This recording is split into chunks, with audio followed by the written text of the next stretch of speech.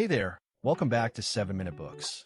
I'm Sam, and today we're talking about Imagine It Forward by Beth Comstock with Thal Raz. Sophie, I have to ask, did this book surprise you as much as it surprised me? Oh, absolutely. I was expecting another corporate success story, the triumphant rise of a female executive. But instead, she starts by admitting she was terrified most of her career. That honesty really hooked me. Right? She says she was not a natural risk taker. She grew up trying to fit in, not stand out.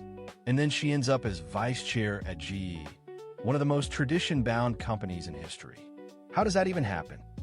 Exactly. And that's the whole point of the book. She argues that the ability to drive change isn't some rare gift. It's a muscle you build by embracing discomfort and uncertainty. She calls it the unfinished, this willingness to start before you're ready. Yeah, the unfinished. I love that phrase. It's such a relief, honestly, because I think a lot of us wait until we have a perfect plan and then we never start. She says just share the imperfect idea early, iterate, learn as you go. And she's not talking about sloppiness. She means treating every project like a hypothesis. You test it, you get feedback, you adjust. That's way more realistic than waiting for a fully formed vision that may never come. There's this great story she tells about launching GE's Ecomagination initiative. Everyone was skeptical, inside and outside the company. People said GE had no business claiming to be green.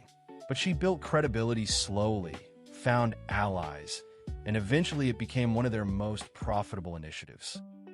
That's a perfect example of what she calls making the weather. Instead of waiting for conditions to be perfect, she proactively shaped the environment. She set the agenda, framed the conversation, created the conditions for change. I also really liked her concept of the storming phase.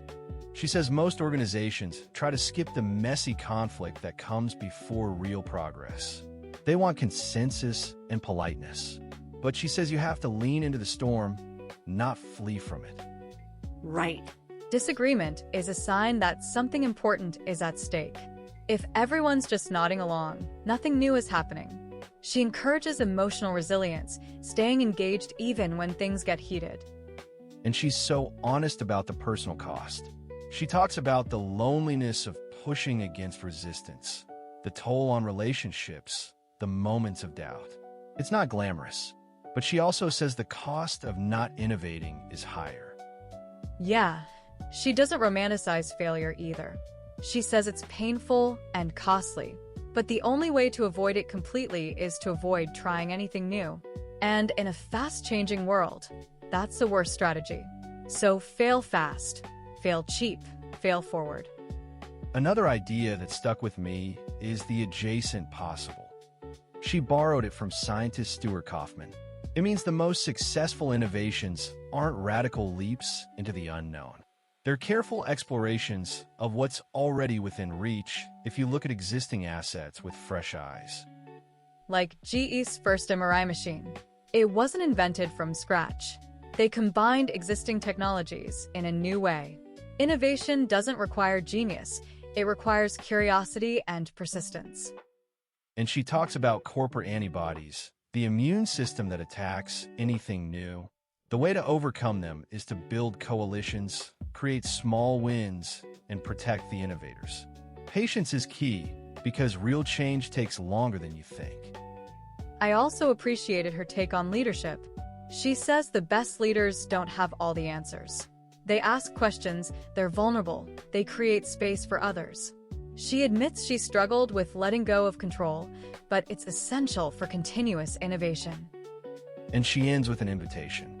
She says pick one thing you've been putting off, one idea you're scared to pursue, and take a small step today. The future isn't something that happens to us. We make it. That's such a hopeful message. And if you want to explore more books like this, the whole 7-Minute Books library is on the app at 7minutebooks.com/app. There are over 6,000 fiction and nonfiction titles you can read or listen to in any language, and it starts at just $2.99 a month, $9.99 a year, or $19.99 for lifetime access. I think the single takeaway for me is that imagination is a discipline, not a gift. You practice it every day by starting before you're ready and embracing the unfinished. That's it exactly. The power to create change belongs to all of us, and it's waiting to be used. We'll see you in the next one.